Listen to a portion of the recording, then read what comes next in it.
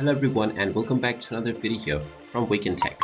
In this video, I'm going to show you how to change the credit card that you are using on your Alibaba account. So let's get started right away.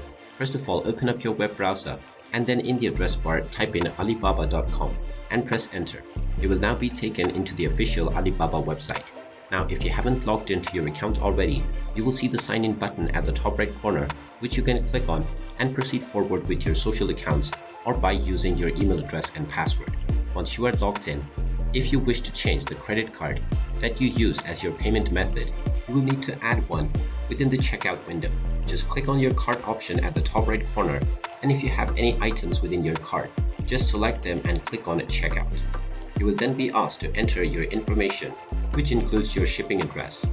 Click on the continue to payment button after this, and now you will see the add payment method option. You can click on the plus button to add a new card to your account.